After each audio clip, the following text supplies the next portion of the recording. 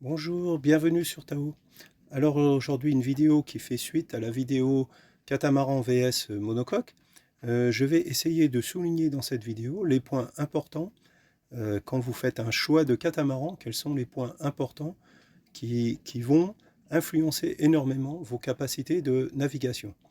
Alors je ne vais pas trop m'intéresser au nombre de cabines, de frigos, des choses comme ça, parce que, à quelque part, si vous avez déjà regardé ma première vidéo, vous avez vu que suivant la catégorie de catamaran que vous choisissez, donc je vous rappelle, j'avais mis un peu les catamarans sportifs, les catamarans un peu course-croisière et les catamarans orientés grand confort.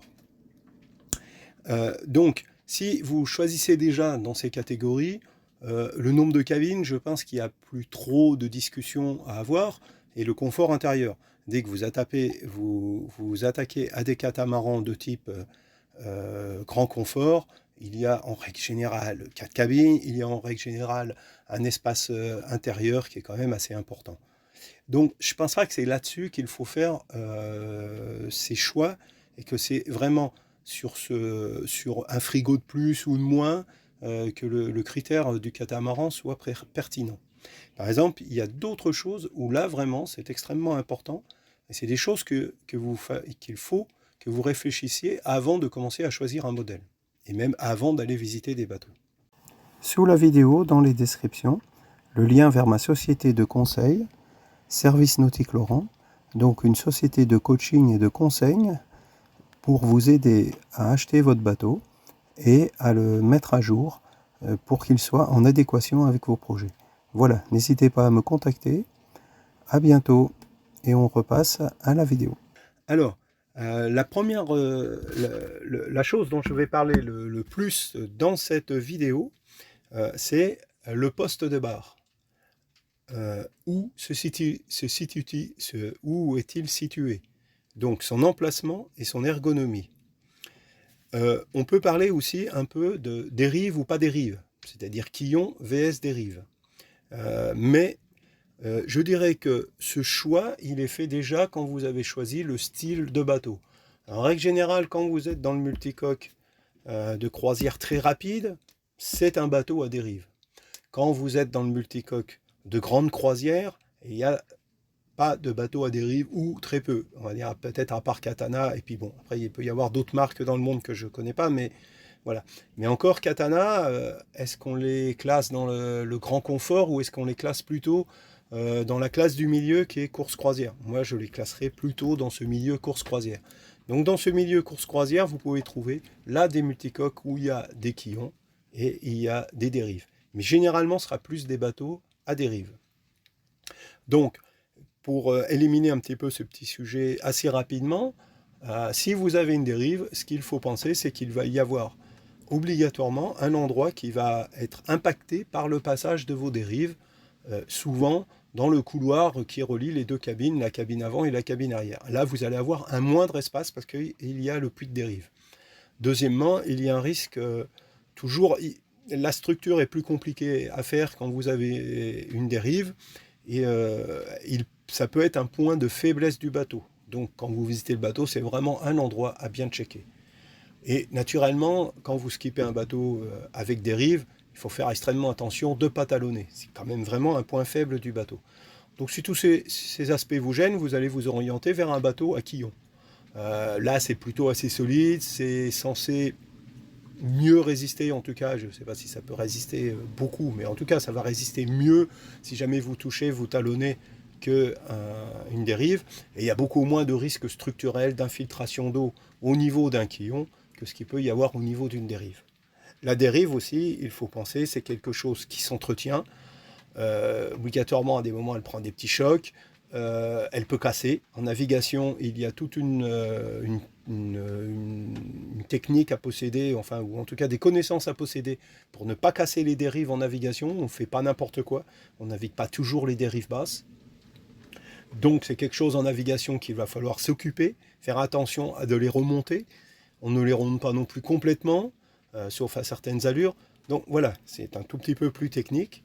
Et ce sera aussi un peu plus technique d'entretien. Il y aura probablement un peu plus de réparation à faire sur une dérive qu'un catamaran à quillon. Mais comme je vous disais, si vous avez déjà choisi votre style de bateau, que vous voulez un style de bateau grand confort, qui est ce que choisissent la majorité des personnes, de toute façon, vous allez être avec un bateau avec quillon. Je parlerai aussi dans cette vidéo des voiles. Là aussi, il y a des options à prendre dès le départ, des choix à faire qui vont quand même beaucoup impacter la façon dont le bateau va naviguer. Je vais mettre de côté, je n'en parlerai pas, de catamarans spéciaux style Warham, où là vous pouvez même n'avoir pas de roof central ou des choses comme ça. Bon là, comme je vous disais dans l'autre vidéo, c'est des catas trop spéciaux, ils mériteraient à eux-mêmes une vidéo, quoi. Je ne vais pas non plus spécialement parler des catamarans ultra rapides. Là aussi, c'est un segment très particulier. De toute façon, les gens qui achètent ce genre de bateau, généralement, s'y connaissent très bien. Ils savent ce qu'ils choisissent. Ils savent qu'ils ont des bateaux quelque peu fragiles, optimisés. Ils savent qu'ils vont avoir généralement des dérives. Ils savent qu'ils ont un intérieur qui est plus spartiate. Et ils ne vont pas se poser la question sur le choix des voiles. Ils vont prendre les meilleures voiles possibles, ils vont prendre une grande voile à corne, parce que leur but c'est la vitesse. Donc ils vont naturellement, leur choix s'oriente d'eux-mêmes par rapport à leur choix de départ, quoi. Alors, on attaque tout de suite le premier poste de barre. Le poste de barre qui est sur le desk supérieur, qui est tout en haut. J'ai noté que on avait une bonne visibilité vers l'avant. Quand vous êtes pour faire des manœuvres de port ou même en mer, vous avez une bonne visibilité vers l'avant, mais vous avez une mauvaise visibilité vers l'arrière. Donc les manœuvres de port, tout ce qui est vers l'avant, ça se passe bien. Tout ce qui est vers l'arrière, il vous faut obligatoirement un équipier qui va vous aider pour vous indiquer les distances. On a souvent, avec ce poste de barre, une très bonne ergonomie de manœuvre. C'est-à-dire qu'il y a beaucoup de place. Le barreur est décalé des winches. Les équipiers qui peuvent être au winch, ils peuvent bien se mettre à genoux. Le winch est devant eux.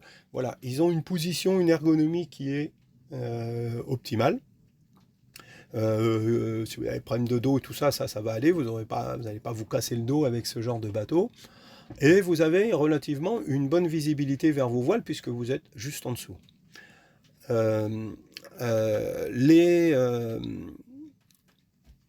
Mais le gros défaut, ça va être le problème d'accessibilité à la voile. C'est ce que j'avais souligné dans ma première vidéo.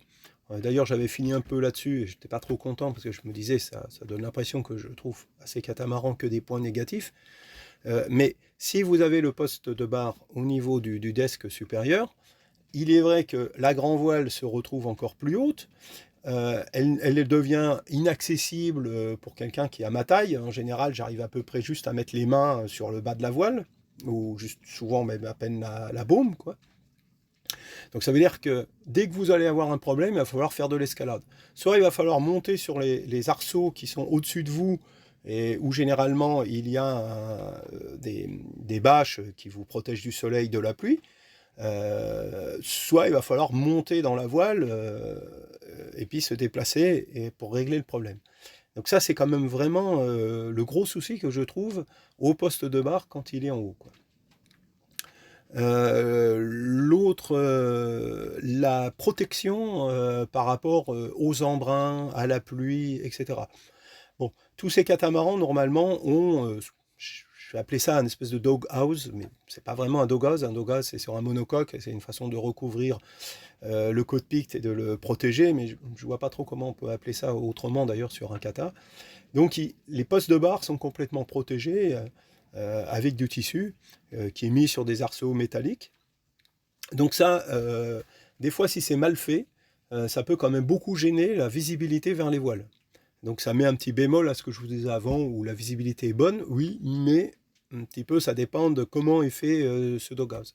Donc généralement, il y a au-dessus de vos têtes entre guillemets des fenêtres qui vous permettent de voir les voiles. Donc Normalement, vous êtes assez bien protégé. De toute façon, pas beaucoup d'embrun qui volent à cette hauteur. Et vous êtes protégé par la pluie. Attention, par exemple, à l'accessibilité à ce desk. Sur certains bateaux, les escaliers sont à l'extérieur, donc vous vous retrouvez, quand vous êtes à l'intérieur du bateau, vous sortez dans le cockpit, puis vous prenez le passe-avant, puis vous montez cet escalier qui est souvent d'ailleurs à un virage. Alors ça, c'est vraiment casse-figure. Attention aux chutes dans l'escalier, à partir du moment où il y a le virage, parce que la marche se retrouve très, très fine. Et là, vous êtes à une certaine hauteur. On peut imaginer quand même dans de la très mauvaise mer que ça serait assez facile de partir en glissade et sur l'élan de passer direct par-dessus bord. Donc moi, c'est un endroit que je crains beaucoup quand j'ai des équipiers et même pour moi-même. Donc moi, j'exige toujours de mes équipiers quand je skippe ce genre de bateau que dès qu'ils montent là-haut, qui sont seuls sur le pont, qu'ils soient attachés. Parce que j'ai énormément d'inquiétude au niveau de ce passage. En haut, théoriquement, une fois que vous êtes en haut, il y a normalement peu de probabilité que vous tombiez, sauf attention vraiment dans de la très forte mer, parce que comme vous êtes à une certaine hauteur, vous prenez proportionnellement beaucoup plus de ballons. Vous êtes éloigné du centre de gravité du bateau, donc il y a un effet de fouet, quoi, un effet un plus grand couple, parce que vous êtes fort éloigné du centre de gravité, donc les chocs latéraux qu'il peut y avoir sur le bateau vont être démultipliés vu la hauteur. Et moi, j'ai déjà vu un équipier traverser ce desk, quoi, et passer quasiment d'un escalier à l'autre, quoi. Donc attention à ça aussi, c'est malgré que vous êtes là-haut, malgré que vous avez un sentiment de sécurité parce que vous êtes éloigné de la mer, ne pas croire que c'est pas dangereux et mieux vaut être attaché. Alors, il y a des bateaux où on monte dans ce desk plutôt par un escalier intérieur. Donc, on n'a pas besoin de passer par le passe-avant. Donc, ça, c'est déjà une nette amélioration. Alors, le poste de barre qui serait à l'arrière de chaque coque. Donc, ça, c'est un petit peu Katana qui avait fait ça. Mais il doit y en avoir d'autres. Donc, là, vous êtes exposé aux éléments. Même quand il y a des petites protections des bâches au-dessus de vous, c'est rarement suffisant pour être à l'abri d'une déferlante, des embruns qui volent sur le bateau. Et il y a aussi une impression assez désagréable parce que vous avez l'impression quand même d'être assis, alors pas dans l'eau, mais vous êtes vraiment au bord de la coque. Derrière vous, généralement, il y a la jupe qui commence tout de suite. Donc là, attention aussi, dans un choc, de ne pas vous mettre à reculer, tomber dans la jupe et directement passer par-dessus bord. Donc vous n'êtes pas très bien protégé. L'ergonomie pour les manœuvres, ben alors là, ça dépend vraiment des bateaux, quoi. Par exemple, sur les katanas, là, c'est juste un poste de barre où il y a les commandes moteurs et la barre à roue, mais les winches sont ailleurs. Il y a eu des bateaux où ils ont tout mis au même endroit. Winch, barre à roue, etc. Alors là, attention à l'ergonomie, ça peut vraiment ne pas être évident, quoi. Par exemple, comme vous avez une barre à roue de chaque côté, si jamais vous avez les postes de moteur qui sont doubles, vous avez de bonnes facilités pour les manœuvres de port. Parce que comme vous êtes décalé sur le côté, vous avez une vue jusqu'à l'avant. Vous êtes à l'arrière, donc vous avez une vue vers l'arrière. Vous avez une vue sur l'autre coque vers l'arrière. Il n'y a que la vue de l'autre côté, sur la coque opposée et à l'avant que vous voyez mal. Mais comme généralement, vous allez vous mettre, si vous mettez à quai par exemple, vous vous mettez au poste de barre du côté où vous allez prendre le quai, on va dire qu'en règle générale, ce système de barres qui sont complètement à l'arrière sont telles qui offrent la meilleure visibilité pour les manœuvres de port. Attention par exemple quand même, il y a eu des bateaux où ils n'ont pas mis des doubles commandes de barre. Donc là, alors là, c'est quand même, là, c'est pas génial, quoi. Là, c'est clairement pas génial, parce que si vous êtes du mauvais côté, vous voyez pas quand vous êtes en train de vous arriver sur le quai, puisque vous êtes gêné par le roof, vous n'avez pas de vue directe sur le quai, et vous savez pas exactement à quelques centimètres près quand votre coque va toucher le quai. Donc, si le poste de barre est complètement doublé, même les postes de moteur, c'est parfait. Vous avez une très bonne visibilité pour les voiles, pour les manœuvres de voile. Et vous avez aussi une bonne visibilité si vous souhaitez barrer. Vous pouvez vous mettre sous le vent, vous pouvez vous mettre au vent, voilà, c'est bien, c'est pas mal. Moi, c'est un poste de bar que j'apprécie assez. Le fait d'être un peu assis proche de l'eau ne me gênant pas trop. Par exemple, j'avoue que même moi, j'étais jamais très rassuré quand vous allez vers ce poste de bar. Là aussi, c'est bien d'être attaché parce que quand vous arrivez vers l'arrière, dans du très mauvais temps, les katas peuvent être vraiment assez violents à des moments et ça serait là aussi assez facile de chuter et de glisser vers la jupe. Donc c'est vraiment ce moment-là qui me gênait. Après moi, une fois que j'étais assis, ça allait, ça me perturbait pas trop. Mais je sais que ça peut vraiment être dérangeant pour certaines personnes. Donc si vous n'êtes pas à l'aise avec ça, il ne faut pas choisir ce type de poste de bar, quoi. Euh, Après, il y avoir le poste de bar qui est intermédiaire. Intermédiaire, qu'est-ce que je veux dire? Eh ben, il est ni sur le desk supérieur, il est ni dans le cockpit. Donc vous avez généralement des petits escaliers qui partent du cockpit et qui partent aussi d'un passe avant, parce que généralement il y a plusieurs marches qui arrivent au même endroit. Et vous avez un petit poste de bar qui se trouve donc à mi-hauteur entre le desk en haut et le plancher du cockpit. Alors, vous avez là une très bonne visibilité pour les manœuvres de port sur du côté où est le poste de bar, la coque où est le poste de bar. Vous avez une très mauvaise visibilité si vous devez faire une manœuvre de port et vous arrivez à quai et que ce soit la coque qui est opposée à ce poste de bar. Vous avez plutôt une bonne visibilité pour les manœuvres de voile. Là aussi, attention à l'espèce de petit doghouse qui vous protège, mais généralement, ça va assez bien. Vous avez une bonne visibilité. Ce qui est plus problématique, je trouve, dans ce poste de bar, c'est parfois l'ergonomie au niveau des winches. Des fois, on se retrouve, il n'y a vraiment pas beaucoup de place.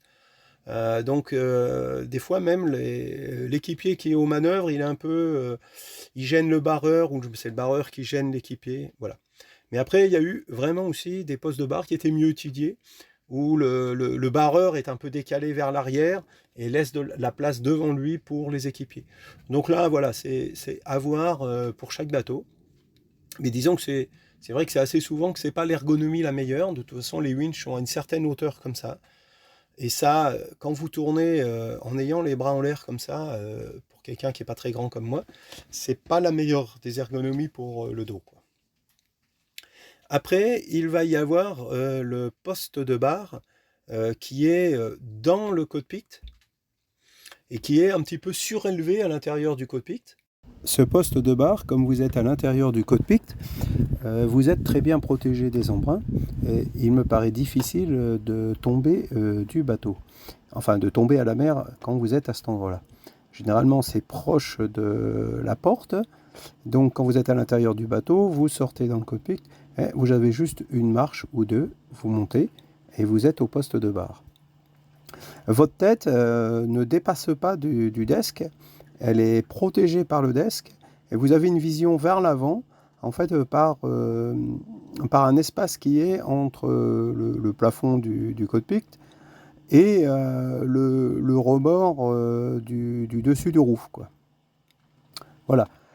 Donc la vision est parfois un peu limitée vers les voiles, mais ça dépend un petit peu de ce qu'on a mis au-dessus de votre tête pour vous donner de la visibilité, un peu de la position, c'est à vérifier. Par exemple, la visibilité vers l'avant du bateau et vers l'arrière pour les manœuvres de port est assez bonne.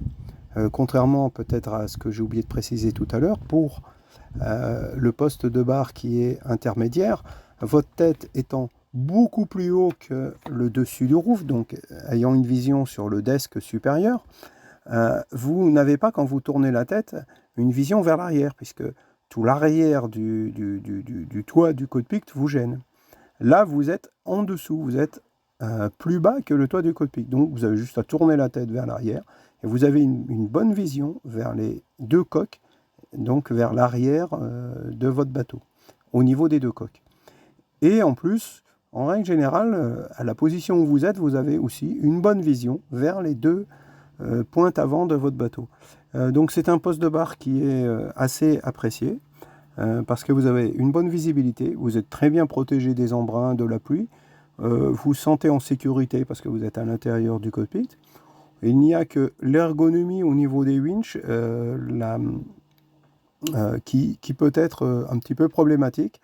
Bon, ça, c'est à voir un peu suivant les modèles, mais c'est vrai que souvent, les winches qui sont à nouveau un peu hauts sont plutôt au niveau de votre tête. Donc, ce n'est pas ce qu'il y a de mieux pour l'ergonomie, pour faire des efforts, quoi. Voilà. Donc, vous avez compris que les postes de barre, c'est quand même important parce que vous allez essayer de... Si vous faites beaucoup de manœuvres de port, il est quand même bien de prendre un poste où vous avez une bonne visibilité. Si vous êtes en train de faire de la croisière en famille, etc., moi je déconseille le poste de bar qui est en haut du desk.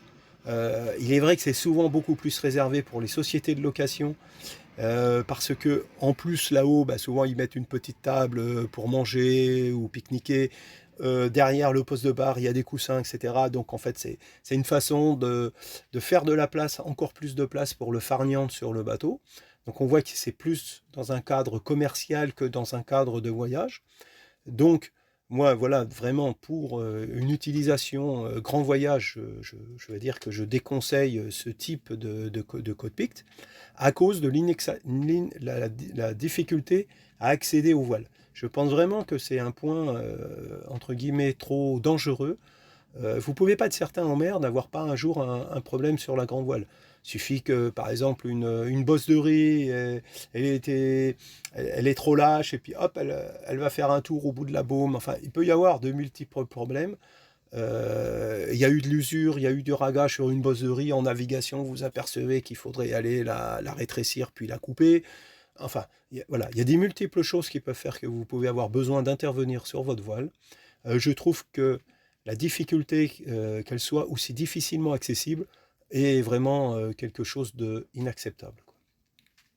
Ah, j'ai oublié aussi de préciser un petit peu le défaut aussi de ce genre de desk, c'est qu'il va vous renvoyer la grand voile encore plus haut. Donc plus la grand voile est haute, plus les capacités du voilier vont être compromises. C'est-à-dire que le voilier va plus tanguer et va plus rouler, puisque son centre de voilure a encore augmenté, quoi. Et plus haut, et à plus de hauteur par rapport au niveau de la mer. Donc je pense que sur les katas, il faut que la voile soit le plus basse possible. Donc je proscris les postes de barre supérieurs. Après, à vous de choisir entre le poste de barre intermédiaire ou le poste de barre dans le cockpit. Il est à noter que, en tout cas chez les constructeurs français, dernièrement, je ne vois plus de poste de barre dans le cockpit sur des bateaux neufs, mais en bateau d'occasion, il y en a encore de nombreux, quoi. Et moi, j'aime bien le poste de barre, comme je vous disais, à l'arrière des coques. Mais ça, c'est un petit peu un choix personnel. Je pense que ça va dépendre, là, beaucoup des sensations de chacun. Alors, maintenant, les voiles. Donc là, la grand voile, vous avez maintenant souvent le choix entre une grand voile à cornes ou une grand voile classique. La grand voile à cornes permet quand même vraiment des performances supérieures. Mais c'est une petite complication, donc toujours un petit risque d'usure ou de choses à beaucoup plus faire attention, à checker. Malgré tout, ça ne me paraît pas quand même si pénalisant, quoi. Par exemple, c'est quand même une surface de voilure supérieure. Il faut faire attention à l'affalage et au départ. Elle va avoir tendance un peu plus à se coincer dans le lazy bag, etc. Mais voilà, pour avoir skippé pas mal de bateaux avec des voiles à cornes, au début j'étais vraiment un petit peu contre, mais finalement, après plusieurs convoyages où je me suis habitué, et en plus les chantiers ont pas mal simplifié le système de fixation de la voile au niveau de la drisse. Avant, les premiers bateaux, moi, des fois, il y avait une chose à les mettre avant de hisser, etc. Maintenant, il n'y a plus tout ça. Tout est automatique.